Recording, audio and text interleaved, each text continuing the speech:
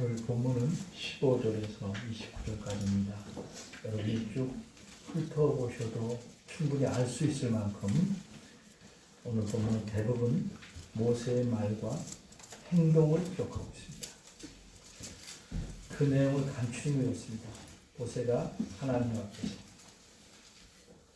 말씀을 듣고 간구하기를 마치고 돌아섭니다. 산 아래로 내려옵니다. 그의 손에는 2개의 돌판이 들려 있었습니다. 모세가 내려오다가 이스라엘 백성이 행하는 악한 짓을 보게 됩니다. 몹시 화가 납니다. 2 돌판을 던져서 깨뜨렸습니다. 그리고 황소 형상을 부살라 가루로 만들어 물에 뿌립니다. 그 물을 이스라엘 자손에게 마시게 합니다. 그리고는 레위 자손을 통해 이스라엘 백성을 무참하게 죽이도록 합니다. 3,000명 가량이 처참하게 죽었습니다. 그러다 그렇게 죽인 레위 사람들에게 모세는 하나님께서 너에게 복을 내리실 것이라고 말합니다. 여기서 우리에게 적지 않은 질문들이 생깁니다. 어째서 이런 무섭고 끔찍한 일이 벌어졌는가? 14절을 보면 여호와 하나님께서 이스라엘 백성들을 긍휼히 여기셔서 화를 내리시지 않기로 하셨다고 말합니다. 그래서 모든 일이 조용히 마무리될 걸로 기대했습니다. 그러나 일은 전혀 다른 방향으로 진행됩니다. 어째서 모세는 크게 화를 내어 돌판을 던져서 깨뜨렸는가? 어째서 모세는 이스라엘 백성을 3,000명씩이나 무참하게 죽이도록 한 것인가? 그것도 전쟁에 나가 적에게 죽게 한 것이 아니라 비정하게 레위 자손들로 하여금 같은 백성, 형제, 친구들을 죽이게 한 것인가? 이것이 도대체 어떻게 된 것인가? 하나님께서 긍휼히 여기신다고 하셨는데 마음이 바뀌셨나? 이런 질문들에 대한 대답을 알기 위해 본문을 다음과 같이 3가지로 나눠 살펴보도록 하겠습니다. 첫째는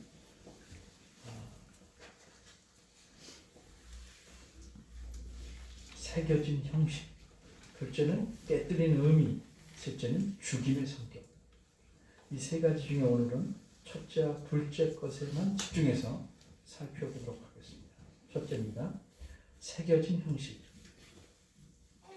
2 돌판에 글이 새겨져 있는데 그 글이 어떻게 배열되었는가를 알아보려고 하는 것입니다.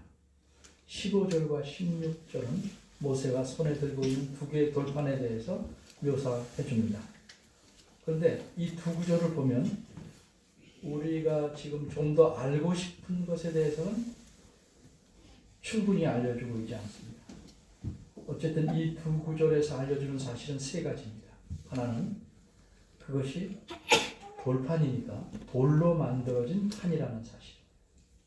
다른 하나는 이 돌판의 양면에 글씨가 새겨져 있다는 사실입니다. 마지막으로는 이 돌판을 만들어 주시고 양면에 글씨를 새겨주신 분이 하나님 자신이라는 사실입니다.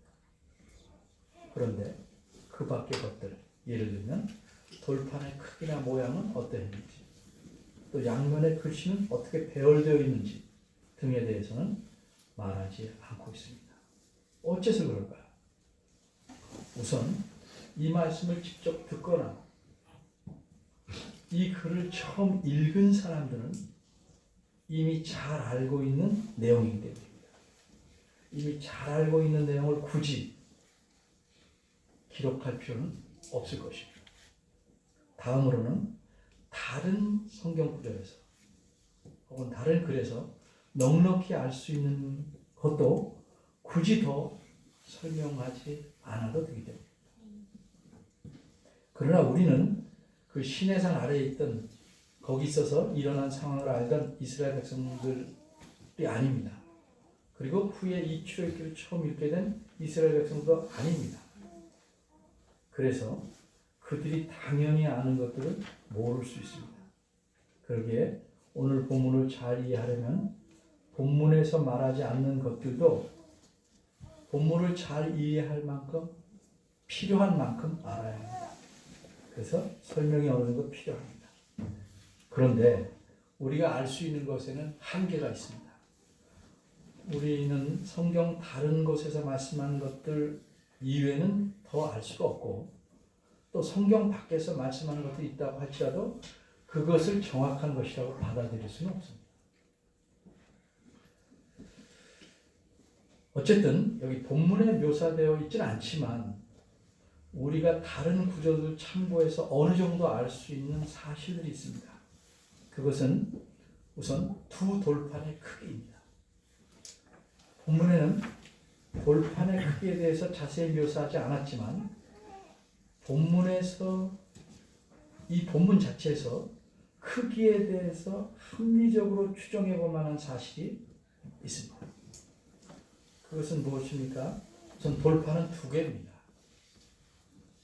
그리고 시내산은 전에 말한 대로 2290m입니다. 높은 산입니다.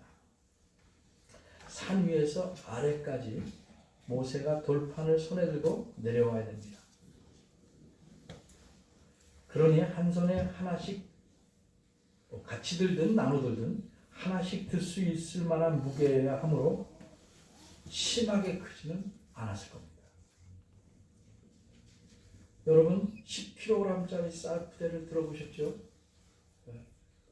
20kg 굉장히 무겁습니다. 저는 굉장히 벅차요.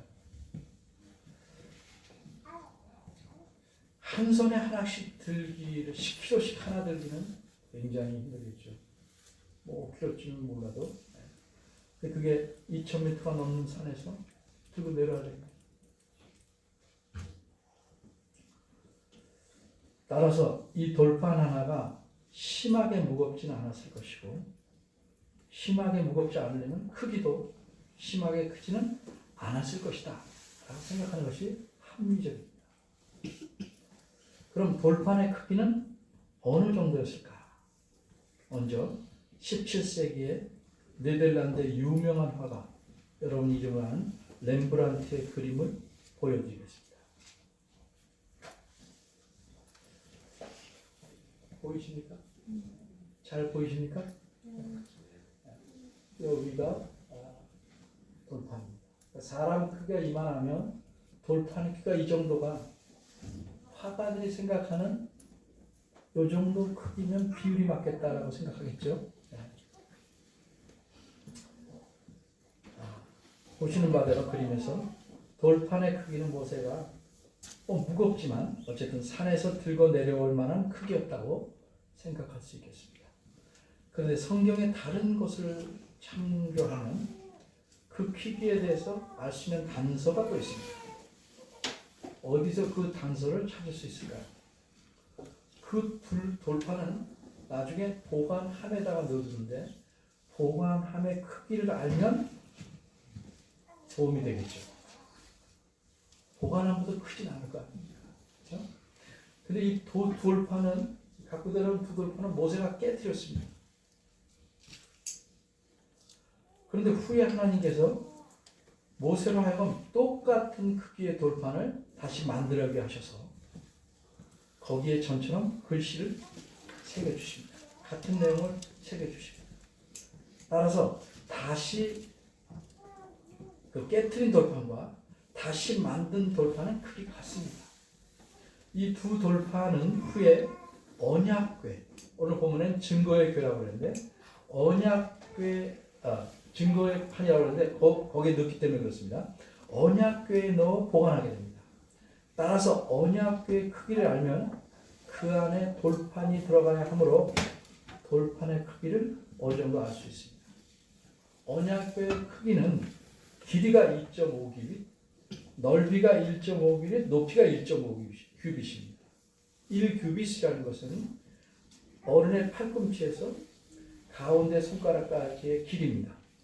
평균적으로 약 45cm 내외가 될 겁니다. 긴 데서는 52cm까지도 잡기도 합니다. 어쨌든 참고 서적을 보면 길이는 약 1.12m, 넓이와 높이는 67cm에 해당한다고 합니다. 근데 이게 언약궤니까 두 돌판은 언약궤의 길이와 넓이보다는 작 것입니다.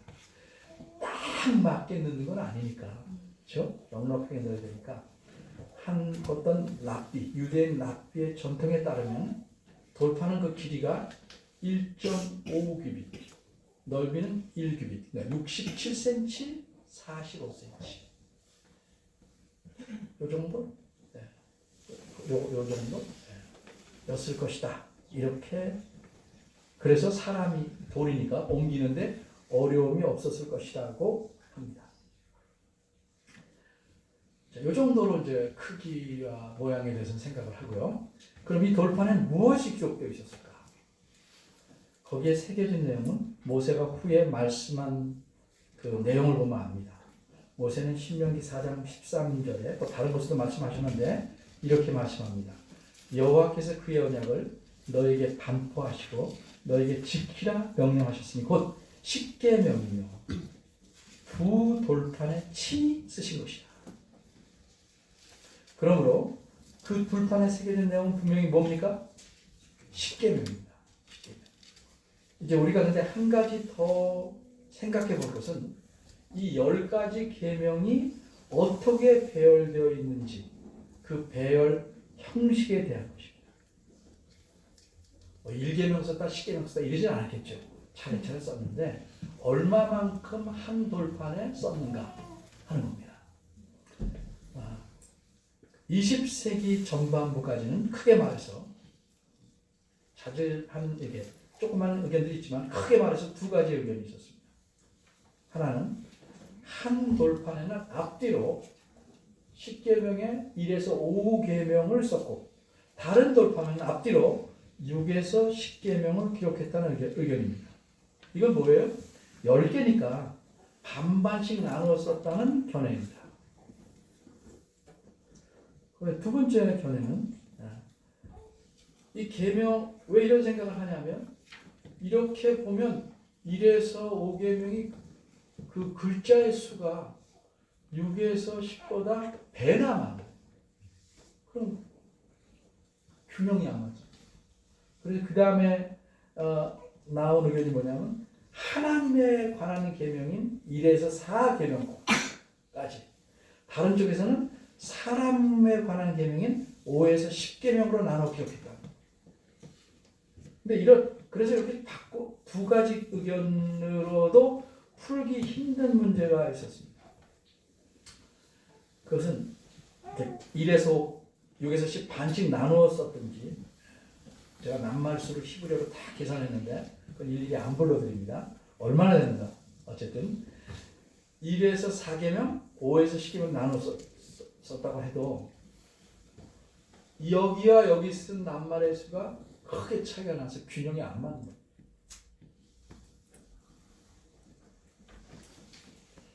한쪽에는 빽빽하게 쓰는 셈이 되고 다른 쪽엔 긴 곳이 많거나 헐렁하게 되죠. 물론 그렇게 쓸 수는 있지만 이게 좀 쓰는데 그렇게 쓰는 건 자연스럽지가 않죠.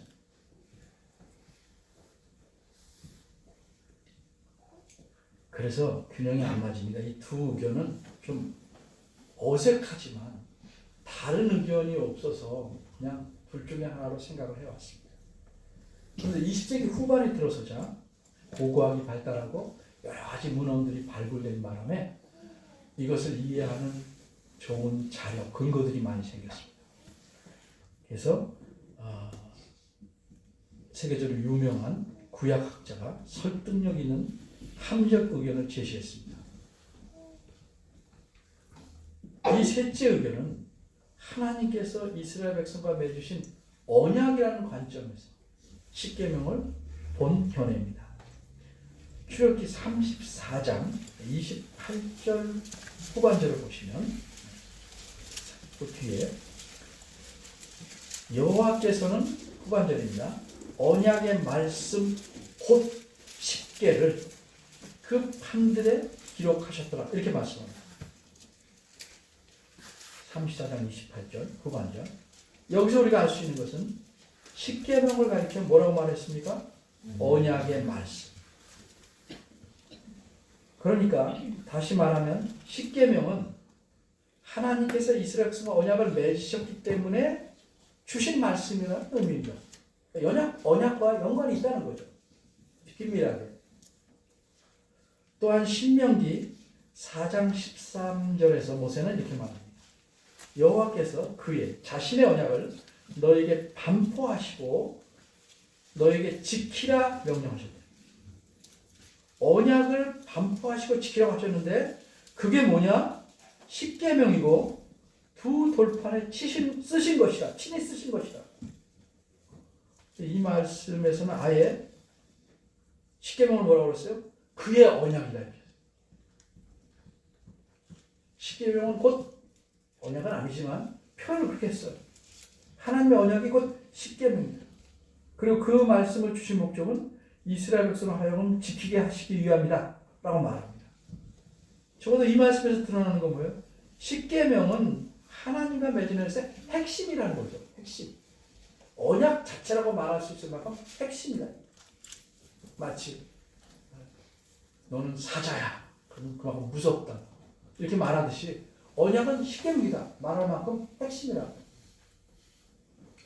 그런데 이 핵심이 되는 십계명을 두 돌판에 어떤 형식으로 배열하셨을까? 그 사람들은 잘 알아요. 근데 우리 몰라요. 이럴 때는 그 당시의 문화를 보면 우리가 넉넉히 이해하는 겁니다. 근데 그 당시의 문화도 우리가 들으면 생소하니까 우리 생활에서 비슷한 문화를 제가 예로 들어 설명합니다. 우리가 뭐 전월세를 얻거나 집을 살 때는 계약서를 씁니다. 어떤 방식으로 씁니까? 반씩 쓰는 게 아니고 똑같은 내용을 두 장 쓰고, 그렇죠? 양측이 도장을 다 찍고 서명을 합니다. 또 가운데 접어서 또 도장도 찍고 그렇습니다. 이와 비슷하게 이스라엘 백성이 살던 시대에 고대 근동에서는 두 나라와 나라가 조약을 맺으면 그 내용을 똑같이 씁니다. 두 장을 쓰는 거죠. 양쪽에 하나씩 갖고 가서 자기 나라에서 섬기는 신의 신전에 갖다 줍니다. 이런 문화적 배경을 염두에 두면 더 자세한 것도 다음에 설명합니다. 우리는 십계명이 두 돌판에 어떤 형식으로 기록되었는지를 알 수 있습니다. 한마디로 두 돌판에는 각각 십계명 전체가 앞뒤로 기록되어 있었다라고 판단할 수 있겠습니다. 그럼 위에서 말한 두 가지 견해는 틀린 거냐? 그렇게 말할 수는 없어요. 왜? 성경이 꼬집어 말하고 있지 않으니까. 근데 그래서 지금 말씀드린 세 번째 견해 중에 어떤 걸 취해도 잘못되었다고 단정할 수는 없겠습니다. 제가 생각하기로는 이 세 번째 마지막 견해가 가장 성경에 가까운 설명이 아닐까, 합력이 아닐까 이렇게 생각합니다. 자, 두 번째, 돌판을 깨트리는 의미입니다. 모세가 들고 있던 두 돌판을 집어 던져서 깨트리는 의미는 뭘까? 17절입니다. 17절에 보면 갑자기 누가 등장합니까? 여호수아가 등장합니다. 어떻게 된 일일까요? 모세는 두 돌판을 가지고 하나님 앞에서 떠나 산에서 내려오고 있습니다. 그런데 모세가 중간에 여호수아를 만납니다. 여호수아는 모세가 하도 안 내려와서 백성의 대표로서 모세를 찾으러 산에 올라온 것일까요? 그럴 법하게 들릴 수 있지만 아닙니다.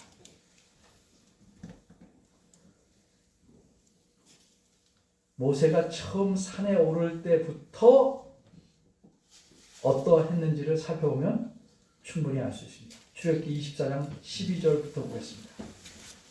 출애굽기 24장 12절. 12절 앞까지 1절에서 11절까지는 하나님과 이스라엘 백성이 언약을 맺습니다. 언약이 체결되었습니다. 그러자 여호와께서 모세에게 산에 올라 내게로 와라 말씀하십니다. 그럼 올라오라고 하신 목적은 무엇입니까? 12절 하반절입니다. 모세에게 이스라엘 백성을 가르칠 율법과 계명을 기록한 돌판을 주시는 겁니다. 그러니까 이스라엘 백성이 하나님의 백성이 돼서 배워야 할 핵심이 십계명인 겁니다. 그래서 모세는 산에 올라가는데 자신을 시중두는 여호수아와 함께 올라갔습니다. 그래서 여호수아는 모세와 함께 산에 올라가게 되었고 그 출애굽기 24장 16절과 18절을 보면 산꼭대기의 구름 속으로 모세는 들어가서 여호와 앞으로 다가갔고 여호수아는 그 구름 밖에서 머물러 있었던 것입니다. 이해되셨죠? 네. 자, 이제 여호와 앞에서 떠나 모세가 다시 본문으로 돌아옵니다. 여호수아를 만나 함께 내려오다가 산 아래에서 들려오는 엄청난 소리를 듣게 됩니다. 오늘 보면 17절을 보면 여호수아는 그 소리가 어떤 소리로 들었습니까? 싸우는 소리라고 들었습니다. 그런데 모세는 이미 그게 무슨 일인지 하나님에게서 다 들었습니다. 산 아래에서 무슨 일이 벌어지는지 하나님이 말씀하셔서 다 알고 있었습니다. 19절입니다. 산 아래로 내려오면서 이스라엘이 머무르고 있는 그 진 가까이 이르자 모세는 이스라엘 백성이 만든 황소와 그들이 그 황소 주변에서 난잡하게 춤추는 축제의 장면을 보게 됩니다. 모세는 너무도 화가 나서 들고 오던 두 돌판을 집어던져 깨트려 버립니다. 우리가 여기서 생각하고자 하는 것은 모세가 두 돌판을 깨트린 의미가 무엇인가? 이 의미에 대해서 본문은 이렇다 하고 말씀하지 않습니다. 19절은 말하기를 모세가 대노하여 즉 크게 분노하여 돌판을 깨뜨렸다는 사실만 말합니다. 바꿔 말해서 모세가 돌판을 깨뜨린 이유만 말하고 있습니다. 근데 우리가 알고자 하는 건 의미입니다. 의미. 그럼 본문에서 말하지 않으니까 이 두 돌판을 깨뜨린 의미를 우리는 전혀 알 수 없을까요? 아닙니다. 충분히 논리적으로 그 의미를 알아낼 수 있습니다. 먼저 예를 들어봅니다. 사랑하는 두 젊은이가 커플 반지를 맞춰서 끼고 있습니다. 근데 한 사람이 남녀라고 말하지 않습니다. 차별하는 거라. 한 사람이 이전 애인을 만나서 데이트하는 것을 보았습니다. 그럼 이 장면을 본 다른 사람이 너무도 화가 나서 자기 손가락에서 커플 반지를 빼면서 집어 던졌습니다. 이거 무슨 의미일까요? 물론 화가 나서 반지를 빼던지는 건 사실이지만 그 의미는 단순히 화났다는 사실만을 말하는 것은 아닙니다. 여러분이 충분히 짐작하고 추론하고 또 확신을 갖고 알 수 있는 바대로 그것은 어떤 의미를 이제 너와는 끝났다. 더 이상은 이 사귐을 계속하지 않겠다 하는 의미가 분명합니다. 비록 화가 나서 했지만 뽑아서 던진 거는 그런 의미입니다. 그럼 모세가 두 돌판을 깨트리는 의미는 무엇입니까? 물론 모세가 너무도 화가 나서 두 돌판을 던져서 깨트린 건 사실입니다. 그런데 이 두 돌판이 정말 소중한 것인 줄 몰라서 그랬겠습니까? 아닙니다. 이 두 돌판은 하나님께서 직접 만드신 것이고 거기에 십계명을 새겨주신 정말 소중한 것이지만 이제는 아무데도 쓸데없는 것이 되어버렸다는 사실을 적어도 모세는 압니다. 위에서도 제가 말씀드렸지만 십계명이란 하나님께서 언약을 맺어서 그 하나님의 백성된 자들에게 가르쳐야 될 내용입니다. 그리고 그 내용을 배워서 배운 바대로 살아가는 것이 언약을 맺은 사람이 하나님과 언약을 유지하는 방법이고 이렇게 유지함으로써 하나님께서 그들의 하나님으로서 그들을 책임지시고 복 주시는 겁니다. 그런데 이스라엘 백성의 언약을 유지할 중요한 조건을 어겨버렸어요. 그래서 이들은 더 이상 이제 하나님의 백성이 아닙니다. 예를 듭니다. 집을 세주겠다는 사람이 계약 조건을 어겼습니다. 다른 사람에게 세를 놓아버렸어요. 철석같이 믿었는데 그래서 계약이 깨졌어요. 그러니까 집을 얻으려는 사람은 화가 났어요. 그래서 자신이 갖고 있던 이 소중한 계약서가 소중했지만 이제까지 이제 뭐요? 쓸모가 없이 되어버렸어요. 찢어버립니다. 모세가 두 돌판을 깨뜨린 것은 이와 같습니다. 한마디로 두 돌판을 깨뜨린 의미는 하나님과의 언약이 깨졌다는 사실을 나타냅니다. 이렇게 이스라엘 백성은 하나님을 모독하고 배반하여 언약을 깨뜨렸습니다. 이제 그래서 이들은 더 이상 하나님의 백성이 아닙니다. 하나님께서 그들을 자기 백성 삼으시고 자신은 그들의 하나님이 되시려고 애굽에서 이끌고 나오셔서 시내산에 강림하셔서 모세를 중보자로 삼으셔서 그들과 언약을 맺으셨습니다. 그리고 언약 백성이 된 그들에게 가르칠 내용을 알려주시라고 모세를 불러 교육을 시키셨습니다. 산 위로 부르신 지 40일이 채 마치기도 전에 이스라엘 백성은 언약을 깨뜨려버렸습니다. 계약을 맺어서 들어가서 살 집을 스스로 무너뜨린 것과 마찬가지입니다. 이후에 모세는 레위 사람을 통해 3,000명가량 이스라엘 백성을 죽입니다. 27절을 보면 뭐라고 말씀합니까? 모세가 자기 마음대로 홧김에 그렇게 한 게 아니고 하나님께서 그렇게 하도록 시키신 것입니다.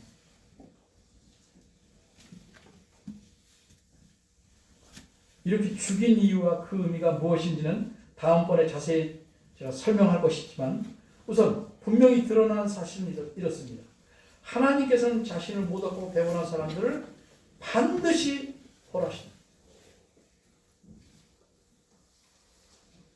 하나님을 우상으로 바꾸어 섬기고 언약을 깨트리는 큰 범죄를 하나님께서는 결코 벌하지 않고 그냥 지나가시지 않습니다.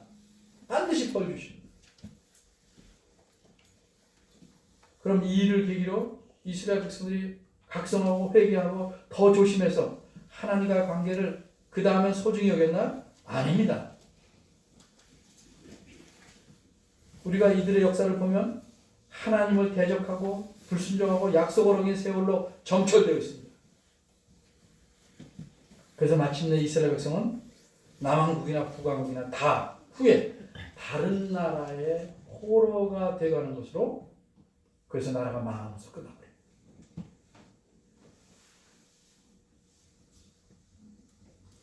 그럼 이제 그리스도를 통해 하나님의 백성된 우리들은 어떻습니까? 우리가 예수님을 믿는 신자가 되었다, 믿는 사람이 됐다는 것은 성경에서 여러 측면을 표현합니다. 가장 중요한 게 예수님의 제자가 되었다, 또 하나님의 자녀가 되었다고 합니다. 또 하나님의 백성이 되었다고 합니다. 근데 특별히 하나님의 백성이 되었다고 할 때 우리는 하나님께서 그리스도를 중보자로 삼어 새 언약을 맺어서 하나님의 백성이 되었다는 의미입니다.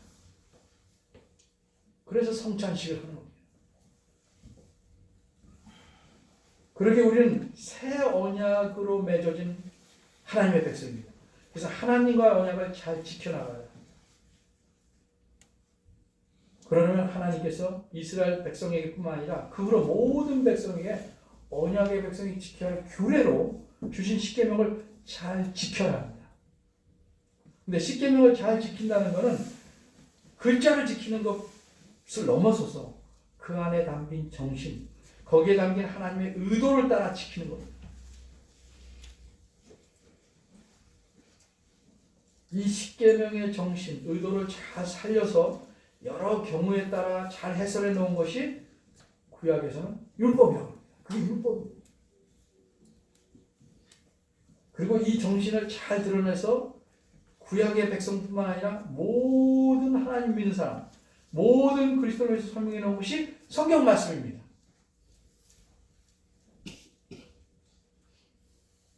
그러므로 우리는 성경 말씀을 바로 알기 힘쓰고 배움 받으러 하나님 앞에 살도록 몸부림쳐야 합니다.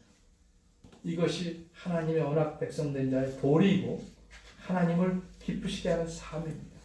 그저 내가 은혜로 예수님을 믿어서 구원 얻었다는 사실에만 기뻐하지 말아야 합니다. 거기서 그치면 안 됩니다. 우리가 언약 백성으로 하나님 앞에서 살아야 할 의무와 책임을 다하도록 힘써야 합니다. 구원받았다는 사실만 기뻐하는 사람은 자신이 태어난 것만을 좋아하고 그 다음에는 제 마음대로 사는 자와 같습니다. 그런 사람들은 부모에게 걱정거리가 됩니다. 하나님에게도 걱정거리가 됩니다. 우리는 이 세상에 사는 동안 하나님께 받은 이 큰 은혜를 우리의 삶으로, 우리의 마음과 몸을 다해 감사하게 표현해야 될 책임을 지고 살아가는 자입니다. 이 책임을 다해서 하나님을 기쁘시게 하기를 간절히 바랍니다. 기도하겠습니다. 은혜로우신 하나님 아버지, 우리는 원래부터 약삭빠르고 항상 이기적이에요. 그런 저희들에게 하나님의 은혜로 새 생명을 주셔서 하나님을 먼저 생각하게 하고 이웃을 살펴보게 하고 함께 살아가도록 이끌어 주셨습니다. 그런데도 저희는 여전히 나만, 내 가족만, 내 교회만 생각하고 살아갑니다. 이런 잘못된 그릇된 틀에서 벗어나게 하시고 자꾸 하나님의 뜻에 따라 하나님 말씀을 온전히 지키는 언약 백성으로 살아가서 하나님을 기쁘시게 하는 자, 많은 사람들에게 하나님의 영광을 드러내는 빛과 소금의 역할을 하는 자가 되도록 도와주옵소서. 예수 이름으로 기도합니다. 아멘. 다 같이 하면서 성경 7장